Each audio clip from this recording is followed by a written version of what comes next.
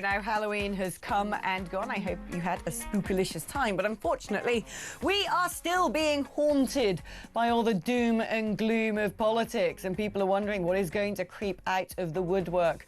What sort of skeletons are rattling around in the Labour Party closets? What sort of demons are going to be unleashed by Rachel Reeves in what is likely to be a terrifying budget at the end of this month? Well, it turns out the latest polling from October shows that 55% of people still believe the economy is the biggest concern facing the country. And we haven't even had that budget yet.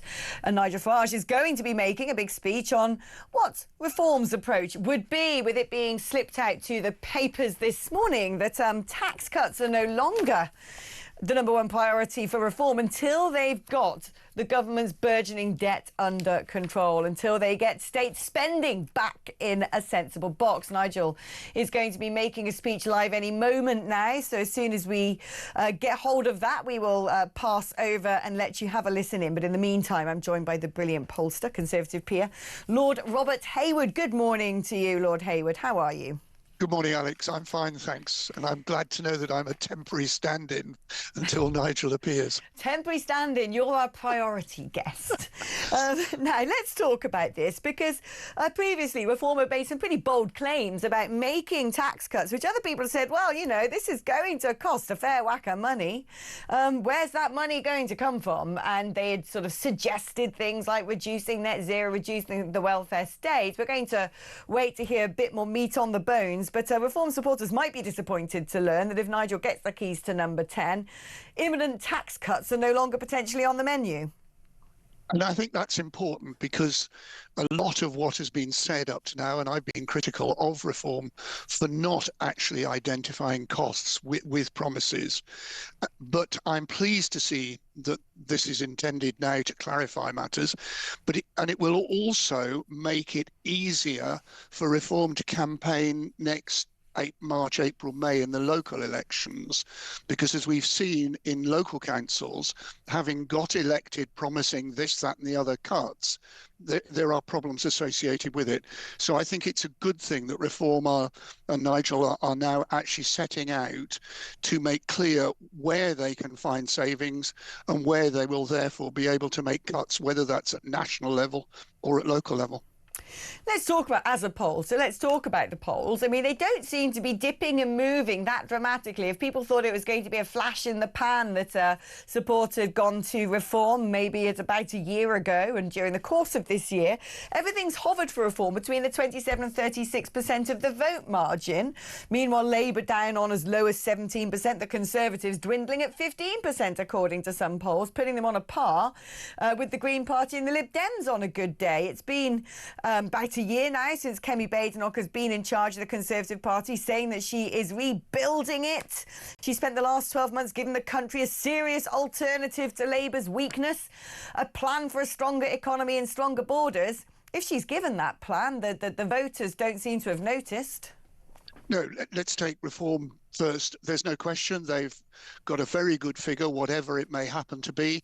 And there's clear indication that people who have said they're voting Reform are becoming more committed to Reform, although the pollsters still have real difficulties, because quite a lot of the declared Reform supporters are people who historically have not voted, and the question therefore arises, will they vote at a general election?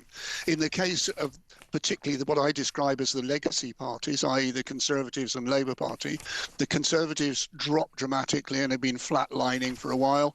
The Labour Party are dropping persistently and coming down to the same level, probably as the Conservatives and Greens and Lib Dems in one form or another. In terms of Kemi's position, she took over a trashed reputation. She stabilised it, it would appear, and her own personal ratings have begun to improve marginally. And today, there is the opportunity for Conservative MPs to put in letters to the chairman of the 1922 saying we don't want her to be leader any longer. And that was a credible series of articles in September. What is striking is that Kemi's actually turn that round so that no journalist that I saw over the weekend was writing that there would be letters in. I think the crunch point for all the political leaders, and particularly the Labour and Conservative parties, will be next May. It seems to me the contested political hotspots for the two legacy parties and Reform UK, can forget the Lib Dems and the Greens, is frankly the Red Wall still. But it's those sort of Northern and Midland ex-mining, ex-industrial hubs. And of course, let's not forget Wales, which seem to be where most votes are up for grabs. And I wonder, actually, I mean, Labour are currently polling 17 to 21%, whether there's still a little bit of daylight robbery Reform can do in those particular areas, given that we've got what looks like a pretty horrifying budget in store. Carbon taxes, a raid on pensions. I mean, Rachel Reeves is unlikely, I think, to garner an increase in backing in the old industrial heartlands when it comes to the end of this month and what she might propose for the budget. I think your comments about the Lib Dems and Greens may come back to haunt you next in May. That area, but in those areas, that's another matter. Look, in but the I Shires completely maybe, agree with you in relation to the Red Wall seats, Wales, Scotland. There is no doubt that Labour are in serious difficulties in those areas, and they are facing a very, very strong reform challenge in those places. And what's interesting is that at the moment, despite the fact that we aren't even at the budget, let alone beyond the budget, both the Reform and Conservative parties are ahead of Labour in terms of economic competence in the views of the voters.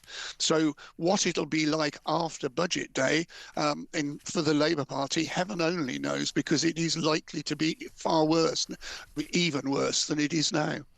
The B word is back in circulation. Rachel Reeves blaming Brexit on the state of the nation's economy. Nigel Farage blaming on Brexit not being delivered for the state of the nation's economy. One saying it's a disaster and it's caused a lot of problems, and the other saying actually if it had been put into place, if we'd actually grabbed the nettle when it comes to deregulation and cutting red tape, we could be far better off as a country. But where is this in the public consciousness? Have people just got sort of Brexit amnesia, Brexit fatigue? Is this a topic that still gets the juices flowing?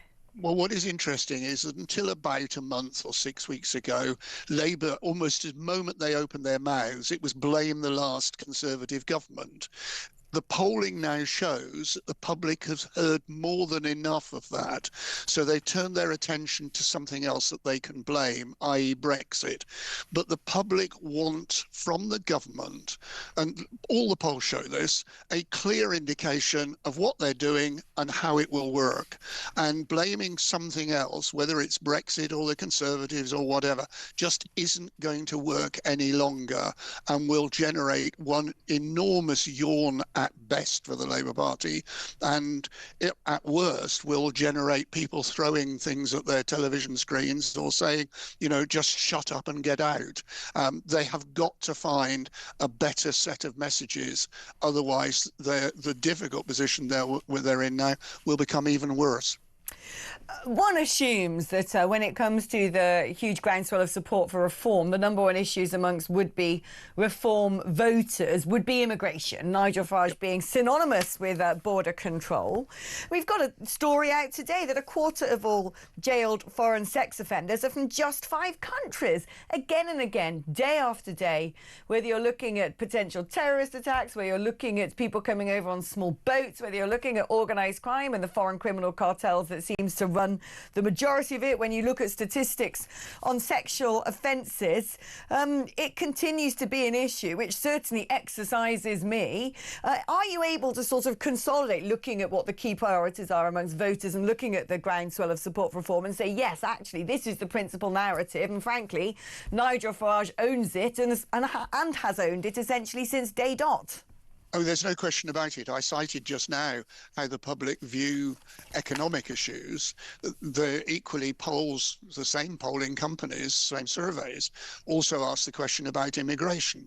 And whereas Reform and Conservatives are ahead of Labour on the economy by a bit, on immigration, Reform are streets ahead of the other parties, and the Conservatives, who come second, are way ahead of Labour.